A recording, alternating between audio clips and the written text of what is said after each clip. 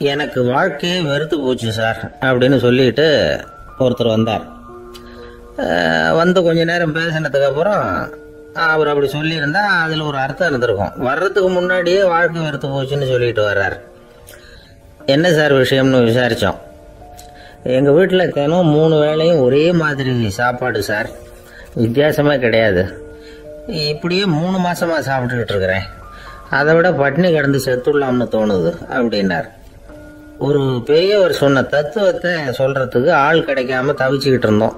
இப்போ ஒருத்தர் கிடைச்சிட்டார், விட்டுலாமா? உடனே அவரை உட்கார வச்சு சொல்ல ஆரம்பிச்சிட்டோம். அதாவது நாம் அனுபவிக்கிற உணர்வுகளில் களிப்பு, மகிழ்வு, ஆனந்தம் இது 3க்கும் ஒன்றுக்கு ஒன்று வித்தியாசம் உண்டு. மேம்போக்கா பார்க்கறதுக்கு இது 3 ஒன்று மாதிரி தோணும். ஆனால் அது அப்படி இல்லை. களிப்புங்கிறது உடம்பை பொறுத்தது, மகிழ்வுங்கிறது மனசை பொறுத்தது, ஆனந்தம்ங்கிறது ஆன்மாவை பொறுத்தது. இப்படி இந்த 3 வகையான அந்த சுவைப்புகளின் தன்மையும் வேற வேற. இப்போ முதல்ல களிப்புங்கிறத எடுத்துக்குவோம். நம்ம புலன்களுக்கு களிப்பை தரக்கூடிய பொருள்களுக்கு சில விசேஷ குணம் உண்டு. அது எப்படின்னா, சீக்கிரமே சலிப்பை உண்டு பண்ணும். ஒருத்தர் அந்த பொருளை எடுத்துக்கிட்டா அது இன்னொருத்தருக்கு குறைஞ்சிரும். உணவு, உடை இதெல்லாம் களிப்பை தரக்கூடிய பொருள்கள். இப்போ உதாரணத்துக்கு ஒரு சாப்பாட்டு மேசையில் ஒரு பாத்திரத்தில் 10 இட்லி இருக்கு. அதில் ஒரு 2 இட்லியை நம்ம தட்டில் எடுத்து வச்சு சாப்பிட்றோம்.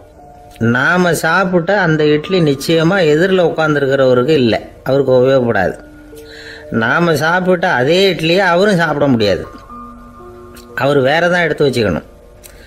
அது மாதிரி நாம் ஒரு சட்டையை எடுத்து போட்டுக்கிறோம், அதே சட்டையை அதே நேரத்தில் இன்னொருத்தர் போட்டுக்க முடியாது.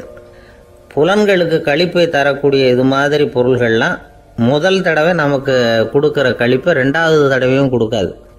3வது தடவை இன்னும் குறையும், கடைசியில் வெறுப்பாக மாறிடும். ஒவ்வொன்றா இட்லியை தொடர்ந்து சாப்பிட்றோம்னு வச்சுக்கோங்க, முதல் இட்லி தரக்கூடிய சுவையை 30வது இட்லி தராது. முதல் தடவை புது சட்டையை போட்டுக்கிறப்ப நமக்கு இருக்கிற களிப்பு அதே சட்டையை 100வது தடவையாக போட்டுக்கிறோம்னு வைங்க, அப்போ இருக்குமா? இருக்காது. இதுதான் களிப்பு. அதாவது சீக்கிரமே சலிப்பை தரக்கூடியது. ஒருத்தர் எடுத்துக்கிட்டா இன்னொருத்தருக்கு குறைஞ்சி போகக்கூடியது. ஆனால் மகிழ்ச்சிங்கிறது அப்படி இல்லை. ஒருத்தர் அனுபவிக்கிறதுனால இன்னொருத்தருக்கு குறைஞ்சி போகாது. இப்போ காலையில் சூரியன் உதயம் ஆகிறத பார்த்து சந்தோஷப்படுறோம், அதையே இன்னொருத்தரும் பார்த்து சந்தோஷப்படலாம். ஒரு நல்ல சங்கீதத்தை கேட்குறோம், ஒரு அழகான ஓவியத்தை ரசிக்கிறோம், நீங்கள் ரசிக்கிற அதே நேரத்தில் இன்னொருத்தரும் அதை ரசிக்கலாம். அதனால் அது குறைஞ்சி போகிறதில்ல. இது மகிழ்வு. ஆனால் ஒன்று, ஒரே பாடலை திரும்ப திரும்ப கேட்டுக்கிட்டு இருந்தால் கடைசியில் அலுப்பு தட்டும். அதாவது மகிழ்வுங்கிறது எப்படின்னா, மற்றவங்களோட பகிர்ந்து கொள்றதுனால குறையாது. ஆனால் ஒரே பொருள் மீண்டும் மீண்டும் அனுபவிப்பை தர்றப்போ முதல்ல மகிழ்வு அதிகரித்து அதுக்கப்புறம் அது மங்கி மறைஞ்சு போடும். இதுதான் அந்த மகிழ்வுங்கிறதுக்கு இலக்கணம். சரி, இப்போ 3வதாக சுகம் தரக்கூடிய ஆனந்தம்ங்கிறது எப்படின்னா, இது நமக்கு உள்ளே இருந்து சுரக்கிறது. மனசு சலனங்கள்லேருந்து விடுபடுறப்போ இந்த ஆனந்தம் நமக்கு கிடைக்கும். இது நிலையான சுகம், ஆத்ம சுகம். களிப்பிலிருந்து மகிழ்வுக்கும், மகிழ்விலிருந்து ஆனந்தத்துக்கும் செல்றது தான் மனிதன் நடத்த வேண்டிய முக்கியமான பயணம். இவ்வளவு விஷயத்தையும் கேட்டுட்டு இந்த காலத்து பையன் ஒருத்தன் வந்தான். சார், இப்போ நீங்கள் ஒரு சாப்பாட்டு மேசையில் ஒரு 10 இட்லி வைக்கிறீங்க, என்ன உட்கார வைங்க, எதிரில் இன்னொருத்தனை உட்கார வைங்க. நான் களிப்பு மகிழ்வுலாம் தாண்டி நேரடியாக ஆனந்தத்துக்கு பயணம் பண்ணி காட்டுறேன் அப்படின்னா. ஒன்றும் புரியல அவன் சொன்னது. அது எப்படி, அப்படி என்ன பண்ணுவ நீ அப்படின்னு சொல்லி கேட்டோம் ஆச்சரியமா. 2 இட்லி சாப்பிட்டா தானே சார் களிப்பு, நான் 10 இட்லியும் மொத்தமாக சாப்பிட்ருவேன், அடுத்தவனுக்கு எதுவும் கிடைக்காது, அவனுக்கு கிடைக்காதபடி நாமே சாப்பிட்றோம்ல, அதுதானே நமக்கு ஆனந்தம் அப்படின்னு அதுக்கு ஒரு விளக்கம் சொல்கிறான்.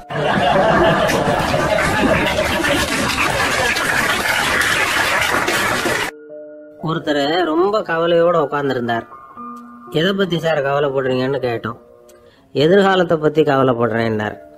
ஏன்னு கேட்டோம். என்ன பண்ணுறதுன்னே தெரியல சார், எதிர்காலம் ஒரே இருட்டாக இருக்குது, பாதையே புரியலன்னார். இன்றைக்கி நம்ம இளைஞர்கள் பல பேருக்கு எதிர்காலம் இருட்டாக தான் தெரியுது. அவங்கெல்லாம் இந்த கதையை கொஞ்சம் கேட்கணும். ஒரு மலை அடிவாரத்துல ஒரு சின்ன கிராமம். அந்த மலை ரொம்ப உயரமானது. அடர்த்தியா செடி கொடிகள் மரங்கள் அதுல மண்டி கிடக்குது. பகல் வேளையில இருட்டா தான் இருக்கும், அவ்வளவு அடர்த்தி. அந்த மலை உச்சியில ஒரு கோவில். முத நாள் ராத்திரியே புறப்பட்டாதான் காலையில அந்த கோயிலுக்கு போய் சேர முடியும். கிராமத்து இளைஞன் ஒருத்தன் அந்த மலை உச்சிக்கு போக வேண்டியிருந்தது. கையில ஒரு விளக்க எடுத்துக்கிட்டு முத நாள் ராத்திரியே புறப்பட்டான். புறப்பட்டு போனவன் கிராமத்து எல்லையிலேயே நின்னுட்டான். ஏன் தெரியுமா? அவன் கையில இருந்த விளக்கோட வெளிச்சம் 10 அடி தூரத்துக்கு தான் தெரியுது. அது வரைக்கும் தான் பாதை தெளிவா இருக்குது. அதுக்கு அப்பால எல்லாம் ஒரே இருட்டா இருக்குது, பாதை புரியல. இவன் யோசனை பண்ணி பார்த்தான். மனசுக்குள்ள ஒரு சந்தேகம். 10 அடி தூரம் தானே வெளிச்சம் தெரியுது, அப்படின்னா நாம 10 அடி தூரம் தானே போக முடியும். அதுக்கு அந்தாண்ட ஒரே இருட்டா இருக்குதே, அதுல எப்படி நாம நடந்து போறது? நாம ரொம்ப தூரம் நடந்து போய் ஆகணுமே. அப்படிப்பட்ட நினப்பெல்லாம் அவனுக்கு வந்துட்டுது. இதுதான் அவன் மனசுல ஏற்பட்ட தயக்கம். இப்படி யோசிச்சுக்கிட்டே அந்த இளம் ஆசாமி புறப்பட்ட இடத்துலயே நின்றுகிட்டு இருக்கிறான்.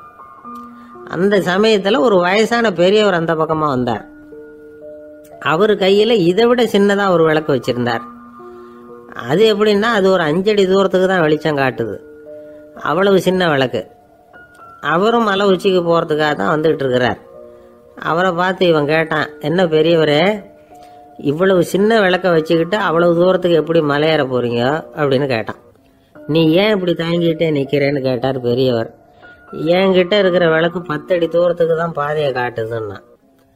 இப்ப பெரியவர் சொன்னார், தம்பி, உன் கையில இருக்கிற விளக்கு கொடுக்கற வெளிச்சத்தை வச்சு நீ முதல்ல 10 அடி தூரம் முன்னாடி போ.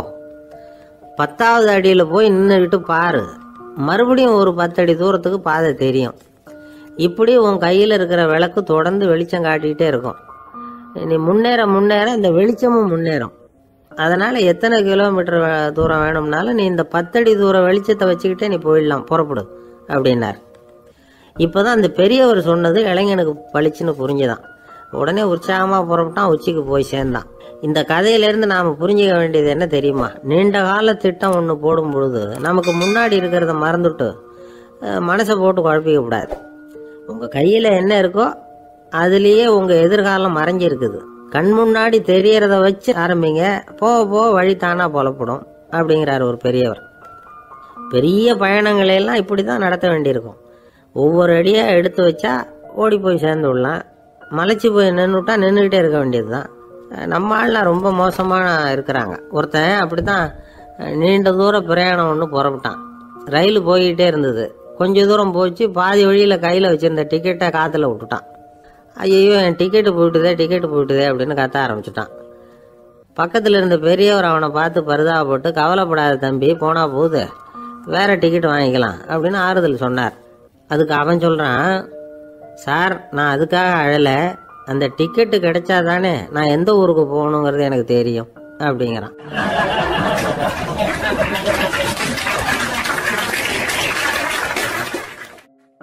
எனக்கு அதிர்ஷ்டமே இல்லை சார் அப்படின்னார் ஒருத்தர். ஏன் அப்படி சொல்றீங்கன்னு கேட்டோம். வியாபாரம் பண்ணலாம்னு ஒரு கடை வச்சேன். வேண்டியப்பட்டவங்க கூட என் கடையில் வந்து எதுவும் வாங்க மாட்டேங்கிறான். எல்லாரும் அடுத்த கடைக்கு தான் போறான் அப்படின்னு சொல்லி ரொம்ப அழுத்துக்கிட்டார். இதுக்கு போய் அதிர்ஷ்டம் இல்லைன்னு சொல்லாதீங்க. வாடிக்கையாளர்களை வந்து கவர்றது எப்படிங்கிறது உங்களுக்கு தெரியல, அதுதான் குறை அப்படின்னும். சார், உங்களுக்கு தெரிஞ்ச அந்த ரகசியத்தை எனக்கும் கொஞ்சம் சொல்லி கொடுங்களேன் அப்படின்னார். சரி, உங்க காதை இப்படி கொடுங்க அப்படின்னு சொல்லி அது சம்பந்தமா பெரிய வல்லுநர்கள் சொல்லி இருக்கிற கருத்துக்களை அவர்கிட்ட சொல்ல ஆரம்பிச்சோம். அதாவது இந்த வாடிக்கையாளர்களை கவர்றதுக்கு வல்லுநர்கள் பல ஆலோசனைகளை ஏற்கனவே சொல்லி வச்சிருக்கிறாங்க. அது சம்பந்தமா அனுபவப்பட்டவங்க, அதை தெரிஞ்சு வச்சுக்கணும். அதாவது கடை வச்சிருக்கிறவங்க எல்லாரும் இதை கொஞ்சம் காதுல வாங்கி வச்சுக்கணும். எதை இப்ப சொல்ல போறத. எப்பவும் பணத்தை சம்பாதிக்கிறதுலயே குறியா இருக்கக்கூடாதான். அதை விட முக்கியமா நீங்க சம்பாதிக்க வேண்டியது வாடிக்கையாளர்களுடைய மன நிறைவு. வர்றவங்க திருப்தியோட போகணும், அது முக்கியம். அதுல கவனமா இருக்கணும். கடைக்கு வர்ற ஒருத்தர் ஏதாவது ஒரு குறை சொல்றாருன்னு வச்சுங்க, அதை வந்து அலட்சியப்படுத்தக்கூடாது. ரொம்ப அக்கறையோட அதை காது கொடுத்து கேட்கணும். அப்படியா சார், அதை நான் அவசியம் கவனிக்கிறேன் அப்படின்னு சொல்லணும். ஒருத்தர் வரார், சார், நேற்றுக்கு உங்க கடையில இதை நான் வாங்கிட்டு போனேன், வீட்டில் இது வேணான்னு சொல்லிவிட்டாங்க, திருப்பி கொடுக்கறதுக்காக தான் வந்திருக்கிறேன் அப்படின்னு சொல்லி திருப்பி கொடுக்குறார். உடனே நீங்கள் முகம் சுளிக்கக்கூடாது, எரிச்சல் படக்கூடாது. வழக்கம் போல் நிதானமாக முகம் அலர்ச்சியோடு அதை திருப்பி வாங்கிக்கணும். இவ்வளவு ரூபாய்க்கு சாமான் வாங்கினா இந்த ஸ்பூன் அன்பளிப்பு, இப்படி ஏதாவது கொடுக்கலாம். பண்டிகை காலங்கள்லேயும் பொருள்கள் வாங்குறவங்களுக்கு இப்படி ஏதாவது பொருத்தமாக ஒரு அன்பளிப்பு கொடுக்கலாம். நீங்கள் கொடுக்கறது ஒரு சர்வசாதாரணமான பொருளாக இருந்தால் கூட அது வாங்குற ஒரு மனசில் ஒரு மகிழ்ச்சியை ஏற்படுத்தும். எதுவும் உங்களால் கொடுக்க முடியலன்னா உங்கள் முகம் நிறைஞ்ச சிரிப்பியாவது கொடுங்க, அது போதும். உங்கள் கடையில் இல்லாத ஒரு பொருளை வாடிக்கையாளர் கேட்குறார். உடனே இல்லைன்னு முகத்தில் அடித்தது மாதிரி சொல்லிடக்கூடாது. கொஞ்சம் உட்காருங்க சார் அப்படின்னு சொல்லி உங்கள் பணியாளர் யாரையாவது அனுப்பி வெளியிலேருந்து வாங்கிட்டு வர சொல்லி அவர்கிட்ட கொடுக்கலாம். சில பேர் உங்கள் கடைக்கு வரும்பொழுது அவங்க வீட்டு குழந்தைகளையும் கூப்பிட்டுக்கிட்டு வர்றாங்கன்னு வைங்க. நீங்கள் என்ன செய்யணும்னா அந்த குழந்தைகளை முதல்ல கவனிக்கணும். அது கன்னத்தை கிள்ளணும், அதுக்கிட்ட விளையாடணும், அதுக்கு ஏதாவது மிட்டாய் பிஸ்கட் எதையாவது கொடுத்து அது கவனத்தை கவரணும். அதுக்கப்புறம் பெரியவங்களை கவனிக்கலாம். உங்கள் கடையில் வேலை செய்கிற பணியாளர்கள் சுத்தமாக இருக்கணும். சிரிச்ச முகம், சுறுசுறுப்பு, இது ரெண்டும் அவங்களுக்கு தேவை. அது வடிஞ்சிக்கிட்டு இருக்கக்கூடாது. அப்புறம் இன்னொரு விஷயம், அதிகமாக பொருள் வாங்குற ஒருத்தர்கிட்ட அதிக மரியாதையாகவும் குறைச்சலாக பொருள் வாங்குறவர்கிட்ட வேற விதமாகவும் நடந்துக்கக்கூடாது. எல்லாருக்கிட்டையும் சமமாக நடந்துக்கணும். 5 ரூபாய்க்கு வாங்கினாலும் சரி, 500 ரூபாய்க்கு வாங்கினாலும் சரி, அவங்கக்கிட்ட நீங்கள் காட்டுற மரியாதையில் வித்தியாசம் இருக்கக்கூடாது. எல்லாத்துக்கும் மேலே உங்கள் கடையில் ஒரு பொருள் வாங்கினா அது உண்மையானதாக இருக்கும், தரமுள்ளதாக இருக்கும் அப்படிங்கிற நினைப்பு ஜனங்களுக்கு வரணும். அதனால தரமான பொருளையே நீங்கள் உங்கள் கடையில் வச்சுருக்கணும். இது வரைக்கும் நான் சொன்னதையெல்லாம் கவனத்தில் வச்சுக்கிட்டு நீங்கள் கடையை ஆரம்பிச்சிங்கன்னா வியாபாரம் பிச்சுக்கிட்டு போகும். அப்படி போகலன்னா அதுக்கப்புறம் கேளுங்க. ஏன்னா இந்த யோசனைகள்லாம் அனுபவப்பட்டவங்க சொல்லியிருக்கிற யோசனைகள். இந்த யோசனைகளில் நீங்கள் எச்சரிக்கையாக இருக்க வேண்டிய ஒரு விஷயம் உண்டு. அது என்னங்கிறதையும் தெரிஞ்சு வச்சுக்கிறது நல்லது.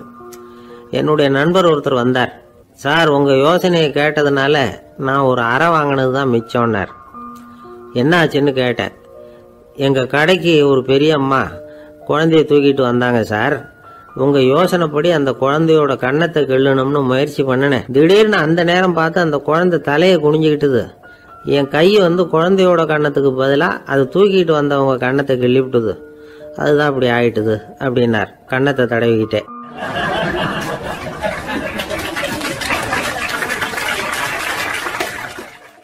ஒரு காட்டுல ஒரு முனிவர் இருந்தார். ஒரு நாள் அவரை தேடிட்டு 4 பேர் வந்தாங்க. சுவாமி, எங்களுக்கு ரொம்ப நாளா ஒரு சந்தேகம்னாங்க. என்னன்னு கேட்டார். இந்த உலகத்துல எவ்வளவோ காரியங்கள் நடக்குது, எது நியாயம் எது அநியாயம் அப்படின்னு புரிஞ்சுக்க முடியலன்னாங்க. அது யாராலையும் புரிஞ்சுக்க முடியாதுன்னார் முனிவர். வந்தவங்களுக்கு ஆச்சரியமா போச்சு. ஒரு மாதிரியா பார்த்தாங்க. இதை முனிவர் கவனிச்சார். சரி, புறப்படுங்க என்னோடன்னார். எங்கன்னு கேட்டாங்க. இப்போ உங்க 4 பேரையும் ஒரு புஷ்பக விமானத்துல அழைச்சிட்டு போறேன். இந்த உலகத்துல சர்வசாதாரணமா நடக்கக்கூடிய ஒரு காட்சியை உங்களுக்கு காட்ட போறேன். நீங்க பார்க்க போற அந்த காட்சி நியாயமா அநியாயமா அப்படிங்கிறத என்கிட்ட சொல்லணும். நீங்க சரியான பதில் சொன்னா புஷ்பக விமானத்துல தொடர்ந்து பிரயாணம் பண்ணலாம். தவறான பதில் சொன்னா இந்த புஷ்பக விமானம் உங்களை கீழே தள்ளி விட்டுரும் அப்படின்னார். 4 பேருக்கும் பயம்தான். இருந்தாலும் முனிவர் கூப்பிடுறாரு அப்படின்னு சொல்லி புறப்பட்டாங்க. அவங்க எல்லாரும் புறப்பட்டு ஒரு காட்டு வழியா போயிட்டு இருக்கிறாங்க புஷ்பக விமானத்துல. அங்க நடக்கிற ஒரு காட்சியை காட்டுறார் முனிவர். அதோ அங்க பாருங்கன்னார். அந்த விமானத்துல இருந்தபடியே எல்லாரும் கீழே குனிஞ்சு பாக்குறாங்க. அங்க ஒரு தாய் புலி அப்பதான் குட்டி போட்டிருக்கு. குட்டிகளை ஈன்ற உடனே பசிக்கு இறை தேடி அந்த பக்கமா வருது. அதே நேரம் ஒரு தாய் மான், அதுவும் அப்பதான் குட்டி போட்டிருக்கு. அதுவும் இதே மாதிரி குட்டிகளை ஈன்ற உடனே பசிக்கு இறை தேடி அந்த பக்கமா வருது. இப்ப அந்த புலி அந்த மானை அடிச்சு போட்டுடுது. அதுவும் சாப்பிடுது, குட்டிகளுக்கும் கொடுக்குது. இப்போ அந்த புலிக்குட்டிகள் முகத்துல மகிழ்ச்சி, தாயை இழந்த அந்த மான் குட்டிகள் முகத்துல துக்கம். இப்போ அந்த முனிவர் 4 பேர்கிட்டையும் கேட்கிறார். நீங்க இங்க பாத்தீங்களே, இதுல எது நியாயம் எது அநியாயம்? ஒவ்வொருத்தரா சொல்லுங்க. உங்க பதில் சரியில்லைன்னா இந்த விமானம் உங்களை கீழே தள்ளி விட்டுரும். சொல்லுங்க பார்க்கலாம்னார். முதல்ல ஒருத்தன் சொன்னான், அந்த புலி செஞ்சது சரிதாங்க. அது பசிக்கு அதுதான் ஆகாரம். தன்னுடைய பசிக்கு தானே இறை தேடிக்கிட்டுது. அதுல என்ன தப்பு? அவ்வளவுதான். அதனால புலி செஞ்சது நியாயம்தான் அப்படின்னா. அவ்வளவுதான். அந்த விமானம் அவனை அப்படியே கீழே தள்ளி விட்டுட்டுது. அதனால அவன் கொடுத்த பதில் சரியில்லை அப்படிங்கிறது புரிஞ்சு போச்சு. இப்ப ரெண்டாவது ஆள் சொன்னான், புலி செஞ்சது பாவம், அந்த தாய்மான் என்ன தப்பு பண்ணிச்சு, இப்ப அந்த குட்டிகளுக்கு யாரு ஆதரவு, அதனால புலி செஞ்சது அநியாயம் அப்படின்னா. அவ்வளவுதான், அவனையும் கீழே தள்ளி விட்டுடுது அந்த விமானம். இந்த பதிலும் சரியில்லை அப்படின்னு ஆயிட்டுது. இப்போ மூணாவது ஆள் வந்தான். முதல்ல 2 பேர் கீழே விழுந்ததை பார்த்துக்கிட்டு இருந்தான். அதனால அவன் சொன்னான், ரெண்டுமே நியாயம்தாங்க, புலி இறை தேடினதும் இயற்கை, அதுக்கு மான் இறையானதும் இயற்கை, அதனால இதுல ஒன்றும் தப்பு இல்லைன்னா. அவ்வளவுதான், அவனையும் அந்த விமானம் கீழே பிடிச்சி தள்ளி விட்டுது. இப்ப 4வது ஆள் வந்தான். முனிவர் கேட்டார், நீயாவது சொல்லுப்பா, இந்த செயல்ல எது நியாயம்னார். அவன் தெளிவா பதில் சொன்னான். அதாவது என்ன சொன்னான்னா, எனக்கு தெரியல அப்படின்னா. அவனை விமானம் கீழே தள்ளல, சௌரியமா அழைச்சிட்டு போட்டுது. இவனும் பிரயாணம் சௌக்கியமா பண்ணானா. ஆக இதுதான் சரியான பதிலுங்கிறத முனிவர் உணர்த்தினார். இந்த கதையிலிருந்து நாம புரிஞ்சுக்க வேண்டியது என்னன்னா, இந்த உலகத்துல எவ்வளவோ காரியங்கள் நடக்குது, அதெல்லாம் ஏன் அப்படி நடக்குதுங்கிறதுக்கு எப்பேற்பட்ட பண்டிதராலும் பதில் சொல்ல முடியாது. தெரியாததை தெரியாதுன்னு ஒத்துக்கிட்டா வாழ்க்கை பிரயாணம் சுகமா இருக்கும். அதனால தேவையில்லாத விஷயங்களை புரிஞ்சுக்கிறதுக்கு நேரத்தை செலவு பண்ணிட்டு இருக்க கூடாது. வாழ்க்கையை குழப்பிக்க கூடாது. வாழ்க்கைக்கு தேவையானது என்னவோ அதை மட்டும் புரிஞ்சுக்கிட்டா போதும். இந்த காலத்து ஆள் ஒருத்தன் ஒரு பெரியவரை தேடி வந்தான். ஐயா, ஒரு சந்தேகம்னா. என்ன உன்னுடைய சந்தேகம்னார். பகுத்தறிவுன்னா என்ன, விதின்னா என்ன அப்படின்னு கேட்டான். இதுக்கு அவரு, இப்ப உன்னுடைய வலது காலை தூக்குன்னார். தூக்கணா. சரி, இப்ப உன்னுடைய வலது காலை கீழே இறக்காம உன்னுடைய இடது காலையும் தூக்குன்னார். தூக்கணா. பொத்துன்னு கீழே விழுந்துட்டான். பெரியவர் சொன்னார், உன்னால ஒரு காலை தூக்க முடிஞ்சது, அதுதான் பகுத்தறிவு. 2 கால்களையும் ஒரே சமயத்துல தூக்கினா அடிபடும், அப்படிங்கிறது தான் விதி அப்படின்னு விளக்கம் கொடுத்தார். இவன் தன்னுடைய விதியை நொந்துகிட்டு இடுப்பு பிடிச்சுக்கிட்டு அங்கிருந்து நடந்து போயிட்டான்.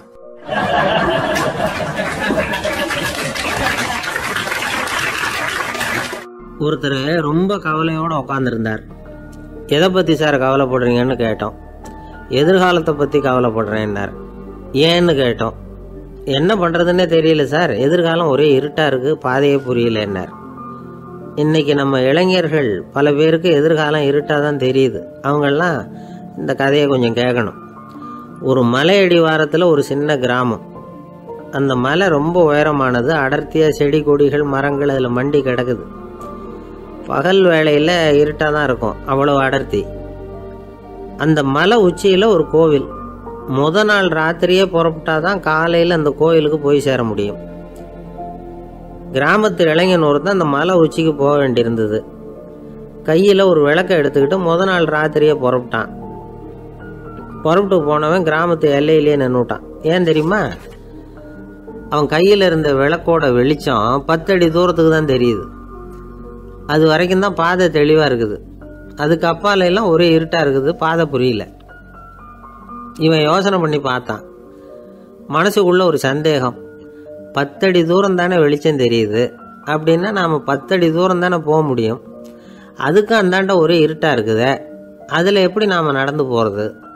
நாம் ரொம்ப தூரம் நடந்து போய் ஆகணுமே. அப்படிப்பட்ட நினப்பெல்லாம் அவனுக்கு வந்துவிட்டது. இதுதான் அவன் மனசில் ஏற்பட்ட தயக்கம். இப்படி யோசிச்சுக்கிட்டே அந்த இளம் ஆசாமி புறப்பட்ட இடத்துலயே நின்றுகிட்டு இருக்கிறான். அந்த சமயத்தில் ஒரு வயசான பெரியவர் அந்த பக்கமாக வந்தார். அவர் கையில் இதை விட சின்னதாக ஒரு விளக்கு வச்சிருந்தார். அது எப்படின்னா, அது ஒரு 5 அடி தூரத்துக்கு தான் வெளிச்சம் காட்டுது. அவ்வளவு சின்ன விளக்கு. அவரும் மலை உச்சிக்கு போகிறதுக்காக தான் வந்துக்கிட்டு இருக்கிறார். அவரை பார்த்து இவன் கேட்டான், என்ன பெரியவரே, இவ்வளவு சின்ன விளக்க வச்சுக்கிட்டு அவ்வளவு தூரத்துக்கு எப்படி மலையேற போறீங்க அப்படின்னு கேட்டான். நீ ஏன் இப்படி தயங்கிட்டே நிற்கிறேன்னு கேட்டார் பெரியவர். என்கிட்ட இருக்கிற விளக்கு 10 அடி தூரத்துக்கு தான் பாதையை காட்டுதுன்னா.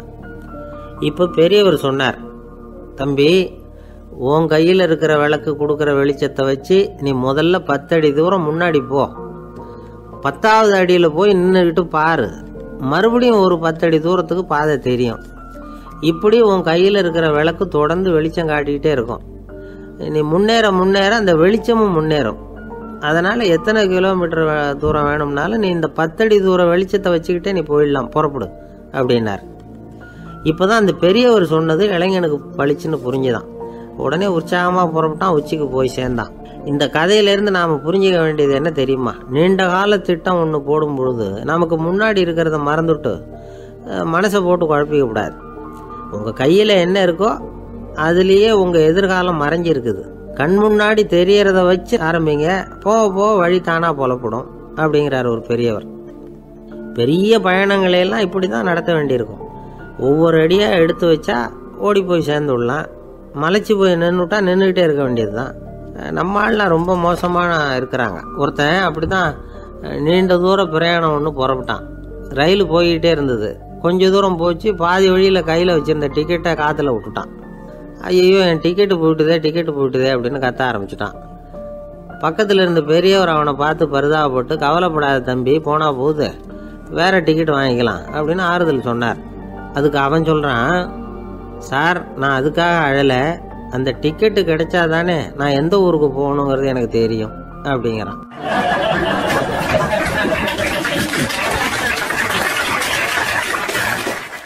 அந்த காலத்துல எல்லாம் படிக்கிறதுங்கிறது எப்படி தெரியுமா?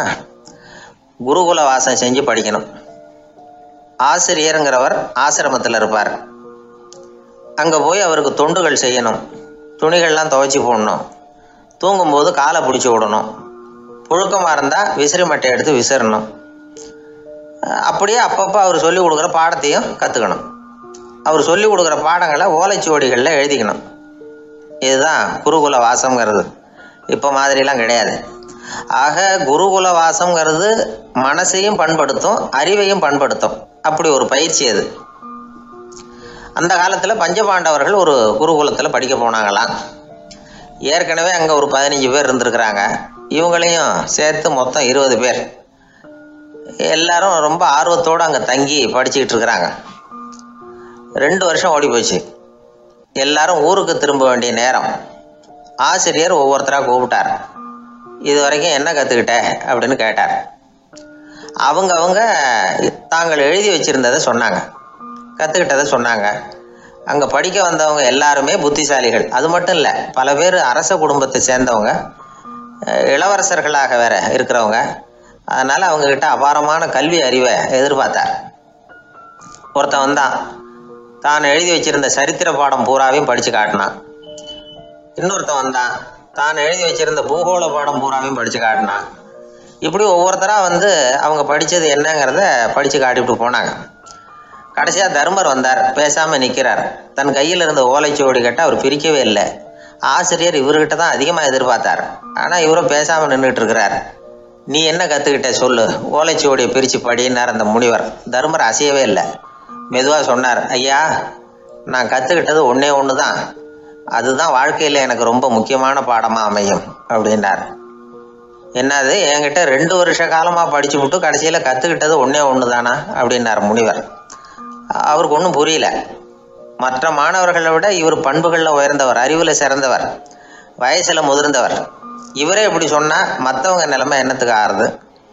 அவங்க ரொம்பவும் கெட்டு போயிடுவாங்களே அப்படின்னு அவர் யோசனை பண்ணார். தர்மா, நல்லா யோசனை பண்ணி பதில் சொல்லு. 2 வருஷமாக நீ வந்து கற்றுக்கிட்டது என்ன அப்படின்னு தானே நான் கேட்குறேன், அதை கொஞ்சம் யோசனை பண்ணி சொல்லுன்னார் முனிவர் கொஞ்சம் கோபமாக. தர்மர் முகத்தில் எந்த மாறுதலுமே இல்லை. இல்லையா, 2 வருஷமாக நான் கற்றுக்கிட்ட முக்கியமான பாடம் ஒன்று தான்னார். இப்போ அந்த முனிவருக்கு கோபம் அதிகமாக வந்துடுச்சு. ஏன்பா உனக்கு வெக்கமா இல்லையா? உன்னை விட வயசில் குறைஞ்சவங்க எவ்வளவு பாடம் கற்றுக்கிட்டு இருக்கிறாங்க, எவ்வளவு விரிவாக அவங்க படித்து காட்டினாங்க. நீயும் கூட நிறைய குறித்து வச்சிருக்கிற போல இருக்கு, அதை ஏன் பிரித்து படிக்கக்கூடாது அப்படின்னார். ஐயா நான் சொல்கிறது உங்களுக்கு ஏமாற்றமாக இருந்தால் என்னை மன்னிக்கணும். நான் ரொம்ப முக்கியமாக கற்றுக்கிட்டு இருக்கிறது ஒன்று தான், மற்ற எதையும் சொல்கிறதுக்கு விரும்பலைன்னார். மாணவர்கள்லாம் சிரிச்சுட்டாங்க. முனிவருக்கு கோபம் அளவுக்கு மீறி வந்துட்டு ஓங்கி அரைஞ்சு விட்டார் தர்மரை அவர் கன்னத்தில். தர்மர் கண்ணை செவந்து போட்டுது, கண்கள் கலங்கி போச்சு. ஆனாலும் அவர் அமைதியை இழக்கலை, தலை குனிஞ்சு நிற்கிறார். இவருடைய பிடிவாதம் முனிவருக்கு இன்னும் ஆத்திரத்தை உண்டாக்கி விட்டது. இன்னொரு கண்ணத்திலே அரைஞ்சார். எல்லாரும் பயந்து போய் அமைதியாக நின்றுட்டு இருக்கிறாங்க. முனிவர் கத்துறார், அப்படி நீ கற்றுக்கிட்ட அந்த முக்கியமான பாடம் தான் என்ன, அதையாவது சொல்லு அப்படின்னார்.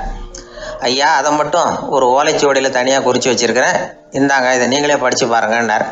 தர்மர் ஓலைச்சுவடியை நீட்டினார். முனிவர் அதை வாங்கி பிரித்தார், சத்தம் போட்டு படித்தார். என்ன எழுதியிருக்காருன்னா, எப்படிப்பட்ட சோதனை ஏற்பட்டாலும் நிதானம் இழந்து கோபத்துக்கு ஆளாகக்கூடாது அப்படின்னு. இதுதான் அந்த ஓலைச்சுவடியில் அவர் எழுதி வச்சிருந்தது. அந்த ஒரு கணத்திலேயே முனிவரும் எல்லா மாணவர்களும் தர்மரை புரிஞ்சுக்கிட்டாங்களாம்.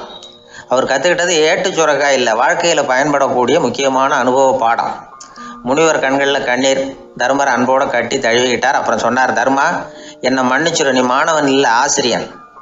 நான் இது வரைக்கும் தெரிஞ்சிக்காத அனுபவ பாடத்தை நீ இப்போ எனக்கு கற்றுக் கொடுத்துட்ட அப்படின்னு சொன்னாராம்.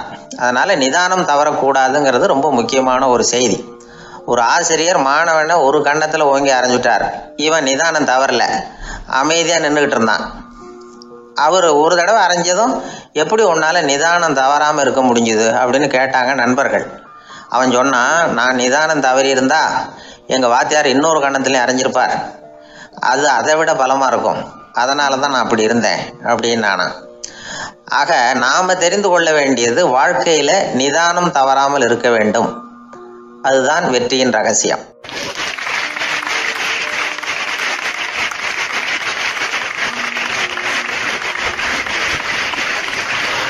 அந்த ஆளை கண்டா ஏன் இப்படி முகத்தை திருப்பிக்கிட்டு வர்றீங்க அப்படின்னு கேட்டார் ஒருத்தர் நண்பர்கிட்ட.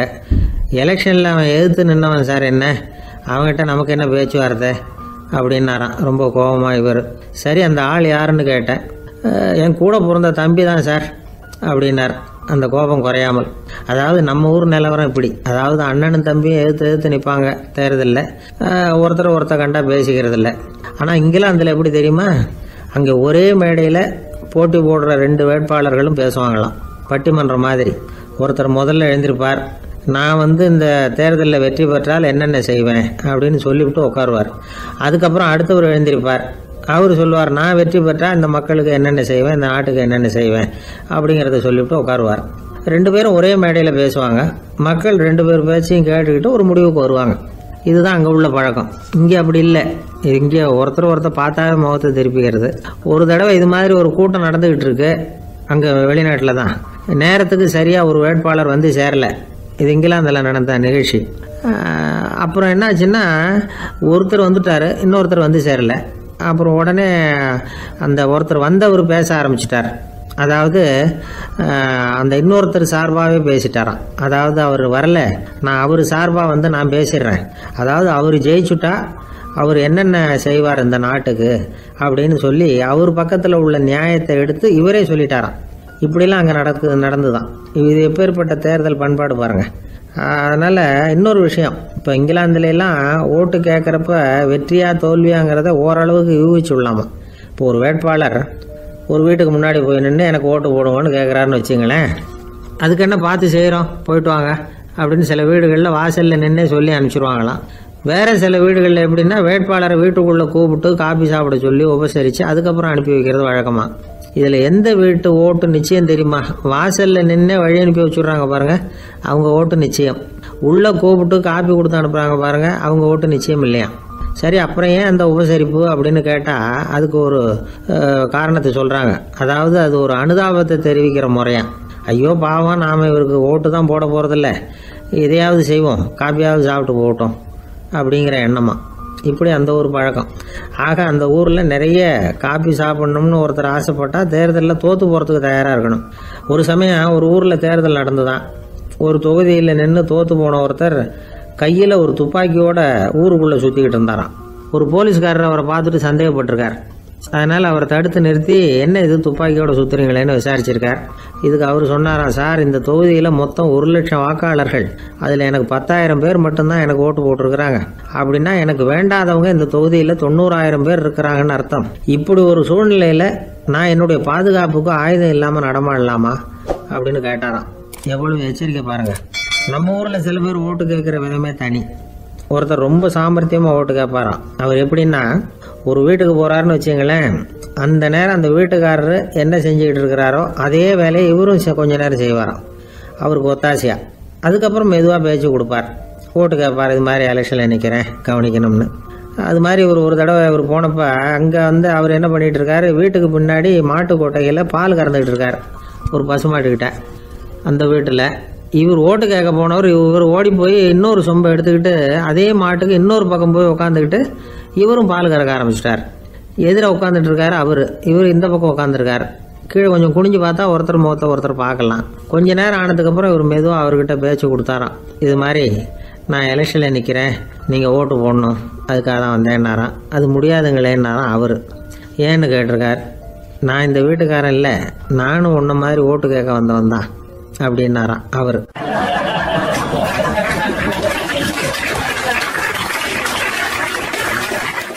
எதிர்காலத்தை நினைச்சா எனக்கு ரொம்ப பயமா இருக்கு சார் அப்படின்னு சொல்றவங்க நிறைய பேர் இருக்கிறாங்க.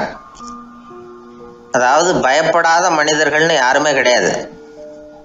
ஒவ்வொருத்தருக்கும் ஒவ்வொரு விதமான பயம் இருந்தாலும் ஒட்டுமொத்தமா பாக்குறப்போ மனிதனுக்கு 6 விதமான பய உணர்வுகள் வரலாம் அப்படின்னு பெரியவங்க சொல்றாங்க. எல்லா விதமான பயமும் இந்த 6 வகைக்குள்ள அடக்கம். அந்த 6 வகை பயமும் 6 எதிரிகள் மாதிரியாம். 6 எதிரிகளையும் புரிஞ்சுக்கிட்டோம்னா போதும், வாழ்க்கையில சுலபமா வெற்றி அடைய முடியும். சரி, அந்த 6 வகை பயம் என்னென்ன அப்படின்னு பார்ப்போம். முதல்ல வறுமை பற்றிய பயம், 2வது பழிச்சொல் பற்றிய பயம், 3வது உடல் நலம் பாதிப்பு பற்றிய பயம், 4வது என்னன்னா காதல் தோல்வி, 5வது முதுமை, 6வது மரணம். அதாவது பயப்படுறதுங்கிறது ஒரு மனநிலை தான். இந்த மனநிலையை கட்டுப்படுத்த முடியும், திசை திருப்ப முடியும். சரி, இந்த பயங்களின் அறிகுறிகள் எப்படி இருக்கும்? வறுமை பற்றிய பயம் அப்படின்னு முதல்ல சொன்னோம் இல்லையா, அந்த பயத்தின் அறிகுறிகளை தெரிஞ்சுக்குவோம். எதுலேயும் அக்கறை இல்லாமல் இருக்கிறது, ஒரு குறிக்கோள் இல்லாமல் இருக்கிறது, வறுமையை சகிச்சுக்கிறது, வாழ்க்கையில் கிடைக்கிறது எதுவாக இருந்தாலும் ஆட்சேபனை இல்லாமல் ஏற்றுக்கிறது, மனசாலும் உடம்பாலும் சோர்ந்து போயிருக்கிறது, ஆர்வம், முனைப்பு, கற்பனை திறன் எதுவுமே இல்லாமல் இருக்கிறது. இதெல்லாம் தான் அந்த வறுமை பற்றிய பயத்தின் அறிகுறிகள். அந்த அடுத்தது ஒன்று பார்த்தோமே, பழிச்சொல் பற்றிய பயம். அதாவது அடுத்தவங்க நம்மளை குறை சொல்லி விடுவாங்களோ அப்படிங்கிற பயம். இதுக்கு அறிகுறி என்ன தெரியுமா? புதியவர்களை சந்திக்கிறதுக்கு பயப்படுறது, முடிவு எடுக்க முடியாமல் குழம்புறது, பிரச்சனைகளை தவிர்க்க விரும்புறது, தாழ்வு மனப்பான்மை, வரவுக்கு மீறி செலவு செஞ்சு இமேஜை உயர்த்திக்கிறது, குறிக்கோள் இல்லாத வாழ்க்கை, இதெல்லாம் தான் அதுக்கு அறிகுறிகள். 3வது பயம் உடல் நலம் பாதிப்பு பற்றிய பயம், அதாவது நோய் பற்றிய பயம். ஒரு உண்மை என்ன தெரியுமா? டாக்டரை சந்திக்கிற மனிதர்களில் 75% பேர் தங்களுக்கு நோய் வந்துட்டுதுங்கிற கற்பனையில் இருக்கிறவங்களாம். நிஜமாவே நோய் கிடையாது அவங்களுக்கு. இந்த பயத்தின் அறிகுறிகள் என்னென்னா, வியாதிக்கான அறிகுறிகள் தன்னிடம் இருக்கிறதாக நினச்சிக்கிறது, எந்த நேரமும் வியாதியை பற்றியே பேசி பேசி மனசை அங்கேயே வச்சிருக்கிறது, நோய் சம்பந்தமான செய்திகளை படித்து நமக்கு இப்படி ஆயிடுமோ அப்படின்னு வேதனைப்படுறது, இதெல்லாம் தான் அதுக்கு அறிகுறிகள். 4வது பயம் காதல் தோல்வி. இது ரொம்ப வேதனை, உடம்பையும் மனசையும் சீரழிச்சு விடும். ஆண்களை விட பெண்கள் தான் இந்த பய உணர்வுல அதிகமாக பாதிக்கப்படுறாங்க. 5வது முதுமை பற்றிய பயம். 6வது மரண பயம், வயசான காலத்தில் எப்படி சமாளிக்கிறது அப்படிங்கிற பயம். ஆக இதையெல்லாம் நாம் புரிஞ்சிக்க வேண்டியது ரொம்ப அவசியம். இந்த 6 வகை பயங்களை சரியாக புரிஞ்சுக்கிட்டு நாம் நடந்துக்கணும். வாழ்க்கையின் முன்னேற்றத்துக்கு இந்த பயங்கள் முட்டுக்கட்டே ஆகிடக்கூடாது. உழைச்சி பணம் சேர்க்கணும், உற்சாகமாக மனசை வச்சுக்கணும். மனசை கட்டுப்படுத்துகிற மார்க்கம் தெரிஞ்சுக்கிட்டா போதும், எல்லாம் சரியாக வந்துடும். நம்ம ஆள் ஒருத்தன் சொன்னான், சார் எனக்கு வறுமை பற்றிய பயம்தான் இருந்தது, ஒரே ராத்திரியில் 30,000 ரூபா தயார் பண்ணிவிட்டேன், இப்போ எனக்கு இன்னொரு பயம் வந்துட்டுதுன்னா. என்ன பயம்னு கேட்டாங்க. போலீஸு கண்டுபிடிச்சிருமோங்கிற பயம்னா. இது இந்த பயத்தில் அடங்காது. அதனால் அஞ்சி அஞ்சி சாவார், அஞ்சாத பொருள் இல்லை அப்படின்னு பாரதி சொன்னார் இல்லையா, அது மாதிரி பயத்தை புரிந்து கொண்டு அதற்கு தகுந்த மாதிரி நம்முடைய வாழ்க்கையை அமைத்து கொள்ள வேண்டும். அப்படி அமைத்து கொள்ளுகிறவர்களுக்கு வெற்றி நிச்சயம்.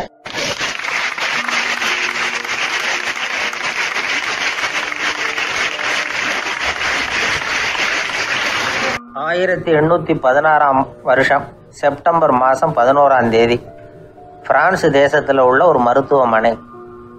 அங்கே ஒரு இளம் டாக்டர் கொஞ்ச நாளைக்கு முன்னாடி தான் அந்த ஆஸ்பத்திரியில் புதுசாக வேலைக்கு சேர்ந்துருக்கிறார். அவர் பேர் ரெனே லெனக். அவர் அன்னைக்கு காலையில் அந்த மருத்துவமனையில் அப்படியே ரவுண்ட்ஸ் வந்துக்கிட்டு இருக்கிறார். வார்டில் ஒரு படுக்கையில் ஒரு இளம் பெண் படுத்திருக்கிறார்.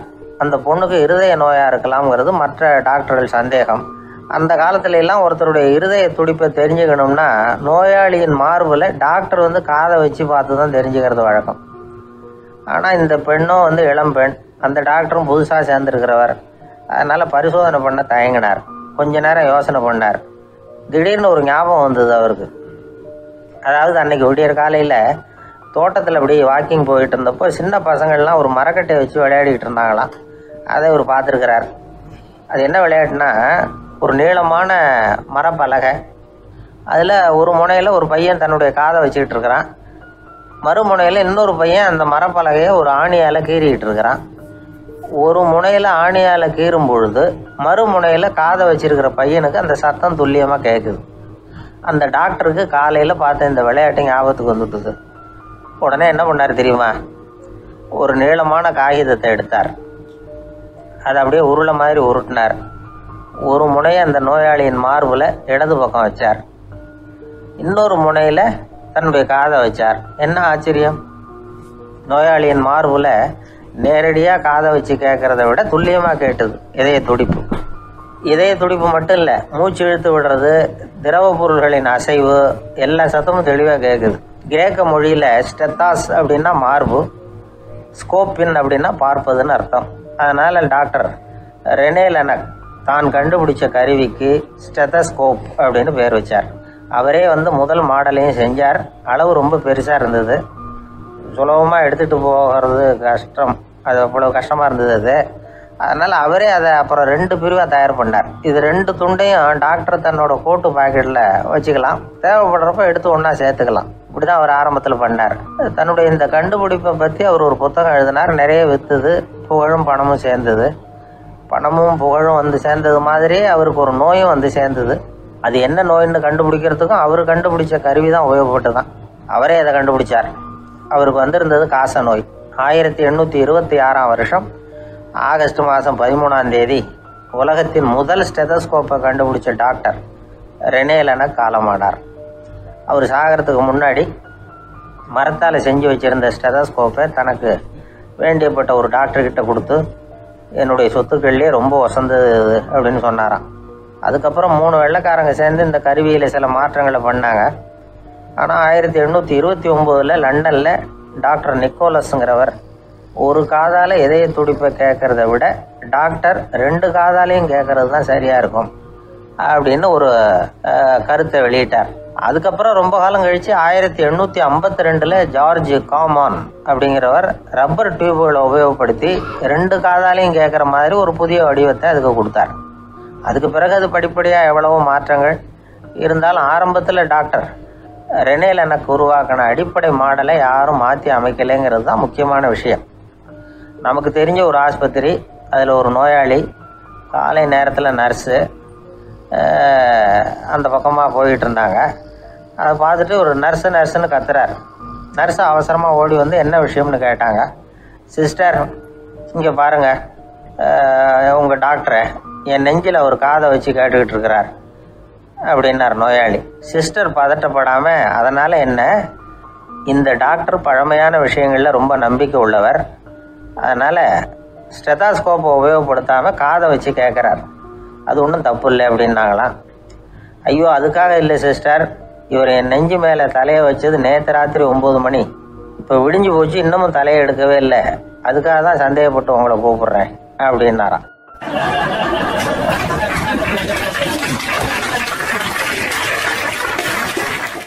ஏங்க எங்கே போயிட்டு வரீங்க அப்படின்னு கேட்டேன். எனக்கு வேண்டப்பட்ட ஒருத்தரை பார்த்து. ஆஸ்பத்திரிக்குன்னார். எந்த ஆஸ்பத்திரிக்குன்னு? மாட்டு ஆஸ்பத்திரிக்குன்னார். என்ன விஷயம்னு? மாமனாருக்கு உடம்பு சரியில்லை, அதுதான் மாட்டு ஆஸ்பத்திரிக்கு போயிட்டு வரேன்னார். அட பாவி, அதுக்கு அந்த ஆஸ்பத்திரிக்கா போவாங்க அப்படின்னு ஆச்சரியமா? அட அது இல்லைப்பா, முதல்ல எங்கள் குடும்ப டாக்டர் தான் தேடிக்கிட்டு போனேன். அவர் அந்த நேரத்தில் அவர் வளர்க்குற நாய்க்குட்டிக்கு உடம்பு சரியில்லைன்னு சொல்லி அதை தூக்கிக்கிட்டு மாட்டு ஆஸ்பத்திரிக்கு போயிட்டாராம் சொன்னாங்க. அதனால் அங்கே போய் அவரை சந்தித்து விஷயத்தை சொல்லிவிட்டு வர்றேன்னார். அப்புறம் தான் எனக்கு கொஞ்சம் நிம்மதியாக இருந்தது. பொதுவாக நமக்கு தெரிஞ்ச வரையில் டாக்டர்கள் 2 வகை. நமக்கு வைத்தியம் பண்ணுற டாக்டர்கள் ஒரு வகை, நம்மக்கிட்ட இருக்கிற ஆடு மாடு கோழிக்கு வைத்தியம் பண்ணுற டாக்டர்கள் ஒரு வகை. இப்போ தான் எனக்கு தெரியும் இன்னொரு வகையான டாக்டர்களும் உண்டுங்கிறது. அது யாருன்னா, பூச்சிகளுக்கு வைத்தியம் பண்ணுற டாக்டர்கள், அதாவது பூச்சி டாக்டர்கள். வெளிநாடுகளில் அப்படிலாம் கூட சில பேர் இருக்கிறாங்க. பிரிட்டனில் யார்க்ஷயர் வட்டாரத்தில் ராதர்ஹாம் அப்படின்னு ஒரு ஊர், அங்கே ஒரு விலங்கியல் மருத்துவர் பேர் டாக்டர் லான்ஸ் ஜெப்சன். அவர் ஆஸ்பத்திரி வாசலில் பார்த்தீங்கன்னா தினமும் நிறைய பேர் நின்றுட்டு இருப்பாங்க.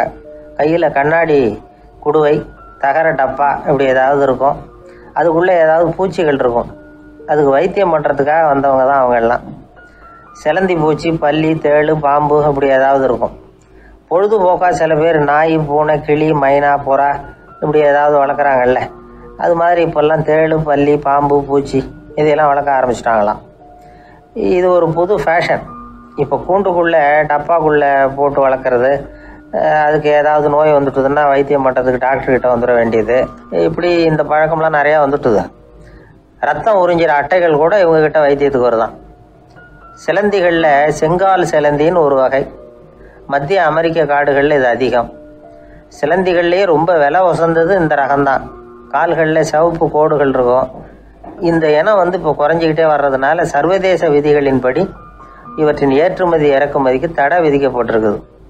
அதனால் இதை வளர்க்குறவங்க வீட்டுக்குள்ளேயே இனவிருத்தி மூலமாக பெருக்கி விற்பனை பண்ணிட்டு வராங்களாம். அந்த வகை சிலந்திகள் தான் இப்போ வைத்தியத்துக்கு அதிகமாக வருதான். சரி, இதுக்கெல்லாம் எப்படி வைத்தியம் பண்ணுறாங்க? முதல்ல அதை குளிர்பதன பெட்டியின் வழுவழுப்பான சுவரில் விட்ட உடனே அதெல்லாம் மெதுவாக இறங்கி வரும். அப்போ அதன் நோயை கண்டுபிடிக்கிறது சுலபம். அப்புறம் அதுக்கு கிருமிகளை கொல்லக்கூடிய மருந்துகளையோ வலி நிவாரண மருந்துகளையோ கொடுப்பாங்க. கால் உடைஞ்ச சிலந்திகளுக்கு பசையை கொண்டு ஆப்ரேஷன் பண்ணுவாங்க. சில சிலந்திகளுக்கு உடைஞ்ச காலை எடுத்துட்டா புதிய கால் வளர்ந்துடும். சிலந்திகளை மனிதர்கள் கையில் எடுக்கிறப்போ அது பயந்து போய் கீழே குதிக்குது. அதனால் கால் உடஞ்சி விடுது, இல்லைன்னா வயிறு சேதமடையுது. அந்த நிலைமையில் வர்ற சிலந்திகளுக்கு மயக்க மருந்து கொடுத்து ஆப்ரேஷன்லாம் கூட பண்ணுறாங்களாம். பார்த்தீங்களா பூச்சிகளுக்கு வந்த வாழ்வே. நம்ம ஊர்லேயும் வீடுகளில் பூச்சிகள் வளர்க்குறது உண்டு. ஒருத்தர் வந்தார், எனக்கு 3000 கரப்பாம்பூச்சி அவசரமாக தேவைப்படுது, எங்கே கிடைக்கும்னு கேட்டார். கரப்பாம்பூச்சியா? அது என்னத்துக்குன்னு கேட்டோம். அது வேற ஒன்றும் இல்லை, நான் குடியிருக்கிற வாடகை வீட்டை காலி பண்ண போகிறேன். வீட்டு சொந்தக்காரர் என்ன சொல்கிறாருன்னா, இந்த வீட்டுக்கு நான் குடி வந்தப்போ எப்படி இருந்ததோ அதே நிலைமையில் விட்டுட்டு போகணும்னு வீட்டுக்காரர் சொல்லியிருக்கிறார், அதனால தான் கேட்டேன் அப்படின்னார்.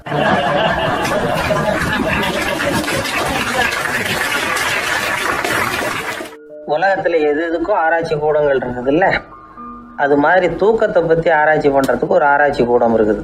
அப்படி ஆராய்ச்சி பண்ணணும்னா அதுக்கு மூழ்கிக்கிட்டு இருக்கணும்ல. அதனால தான் அந்த ஆராய்ச்சி கூடம் இங்கே இல்லை. அமெரிக்காவில் பாஸ்டன் பல்கலைக்கழக மருத்துவமனையில் அது இருக்குது. அங்கே தூக்கத்தை பற்றி பலவிதமான ஆராய்ச்சிகள் பண்ணிகிட்டு இருக்கிறாங்க. அந்த ஆராய்ச்சி கூடத்தில் இயக்குனராக இருக்கிற ஒரு நிபுணர், அவர் என்ன சொல்கிறாரு தெரியுமா? உங்களுக்கு தூக்கம் வரலையா, நீங்கள் நல்லா தூங்குறதுக்கு தாராளமாக சில யோசனைகளை என்னால் சொல்ல முடியும் அப்படிங்கிறார். யோசனை தானே, காசா பணமாக கேட்டு வச்சுக்கலாமே. உணவு, மனநிலை, தூங்கும் இடத்தோட சூழ்நிலை, படுக்கைக்கு செல்கிறப்போ உள்ள பழக்க வழக்கங்கள், இது காரணமாக ஒருத்தருக்கு தூக்கம் வராமல் போகலாம். தூக்கம் வராததுக்கு இதுதான் காரணம்னா அதையெல்லாம் சுலபமாக கட்டுப்படுத்தலாங்கிறார் அவர். தூக்கத்தை வரவழைக்கக்கூடிய ஒரு நல்ல மருந்து உடற்பயிற்சி. ஆனால் ஒன்று, படுக்க போகிற நேரத்தில் இது மாதிரி உடற்பயிற்சிகள் எல்லாம் செய்யக்கூடாது. கொஞ்சம் முன்னாடி பகல்லையே இந்த பயிற்சிகளை செய்கிறது நல்லது. தூக்கம் வராமல் அவதிப்படுறவங்க பிற்பகல் நேரங்களில் காஃபி, டீ இது மாதிரி பானங்களை சாப்பிடக்கூடாது. மது அருந்துறது கூட தூக்கத்தை பாதிக்கும். வெது வெதுப்பான நீரில் குளிக்கிறது, தியானத்தில் ஈடுபடுறது, ஓய்வாக இருக்கிறது, படுக்கிறது, அதாவது படுக்கிறதுக்கு முன்னாடி ஒரு குவளை பால் சாப்பிட்றது, இதெல்லாம் தூக்கத்தை வரவழைக்கிறது ரொம்ப உதவியாக இருக்கும்.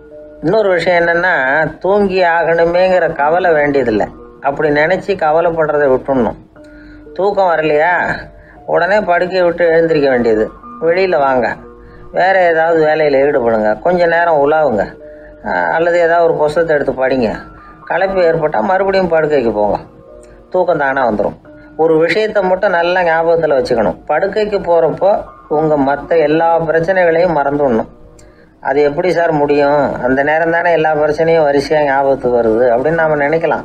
ஆனால் பழக்கத்தில் அதை நாம் மாற்றிக்க முடியும். கொஞ்சம் முயற்சி பண்ணணும், அவ்வளோதான். இது எல்லாமே ஆராய்ச்சி பண்ணி பார்த்துட்டு அந்த நிபுணர் சொல்கிற கருத்து தான். இன்னொரு விஷயமும் அவர் சொல்கிறார். அது என்னென்னா, உடல் கோளாறு காரணமாக தூக்கம் வராமல் அவதிப்படுறவங்களுக்கெல்லாம் இந்த யோசனைகள் சரியாக வராது அப்படிங்கிறார். அதுக்கெல்லாம் மருத்துவ சிகிச்சை கொடுத்து தான் சரி பண்ணணும். சில பேருக்கு நடு ராத்திரியில் மூச்சு திணறல் ஏற்பட்டு தூக்கம் வராமல் போயிடும். ஊரெல்லாம் தூங்குறப்போ தான் மட்டும் தூங்காமல் மூழ்கிட்டு இருக்கிறது, ஊரெல்லாம் மூழ்கிட்டு இருக்கிறப்போ தான் மட்டும் தூங்குறது, இது மாதிரி கோளாறுகளால் சில பேர் பாதிக்கப்படலாம். கால் தசை முறுக்கிக்கிறதுனால சில பேருக்கு அடிக்கடி விழிப்பு வரலாம். மன அழற்சி காரணமாக சில பேருக்கு தூக்கம் வராது. இது மாதிரி கோளாறுகளுக்கெல்லாம் அதுக்கு தகுந்த மாதிரி சிகிச்சை கொடுத்து தான் சரி பண்ண வேண்டியிருக்கும். எந்த கோளாறும் இல்லாமல் தூக்கம் வரலைன்னா ஆரம்பத்தில் சொன்ன முறைகளை கடைபிடிச்சு பார்க்கலாம். தூக்கம் வந்ததுன்னா யோசனை சொன்ன அந்த நிபுணருக்கு நன்றி சொல்லலாம். ஒருத்தர், ஏன் சார் பஸ்ஸில் தூங்குறது கெட்ட பழக்கமானு கேட்டார். இல்லையே, நான் கூட பஸ்ஸில் போகிறப்ப தூங்கிட்டு தானே போவேன் அப்படின்னார் இன்னொருத்தர். அப்புறம் ஏன் என்ன டிரைவர் வேலை வேணாம்னு வீட்டுக்கு அனுப்பி வச்சுட்டாங்க அப்படின்னாராம் அவர்.